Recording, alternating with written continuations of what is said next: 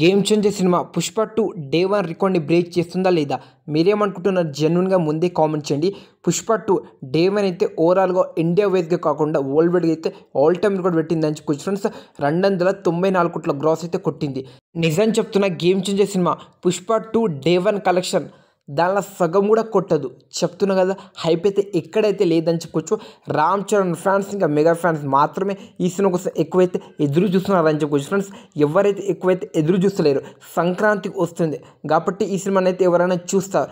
ముందే ఈ సినిమాకి అయితే ప్రీమియర్ షోస్ అయితే లేదు. గేమ్ చేంజర్ సినిమాకి చెప్తున్నా కదా, నైజాం, సీడెడ్ ఎక్కడైతే ఆల్ టైమ్ రికార్డ్ అయితే పెట్టద్దు మన గేమ్ చేంజర్ సినిమా. ముందే మన రామ్ చరణ్ గారు సీడెడ్ కింగ్. సీడెడ్లో టాప్ 3 ప్లేస్లో వెళ్ళకపోతే వేస్ట్. టాప్ 1లో ఆర్ఆర్ఆర్ ఉంది, సెకండ్ ప్లేస్లో 'పుష్ప 2' ఉంది, థర్డ్ ప్లేస్లో 'దేవర్' ఉంది. చూడాలి డే 1 ఎంత కొడుతుందో. చెప్తున్నా కదా, ఎన్ని స్టేట్ కావచ్చు, ఎన్ని ఏరియాలో కావచ్చు చూసుకోండి. ఎక్కడైతే గేమ్ చేంజర్ సినిమా అయితే ఆల్ టైమ్ రికార్డ్ అయితే పెట్టద్దు. ముందే హైప్ లేదు, నేను చెప్పేసిన కదా.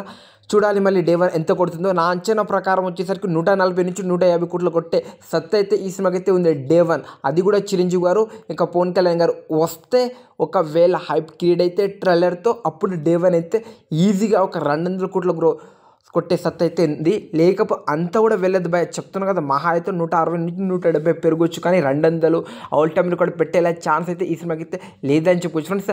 ముందు ఈ సినిమాకి హైప్ రావాలంటే హిందీ నుంచి కలెక్షన్ వస్తేనే ఆల్ టైమ్ రికార్డ్ పెడుతుంది. 'పుష్ప 2' కలెక్షన్ చూసాం కదా.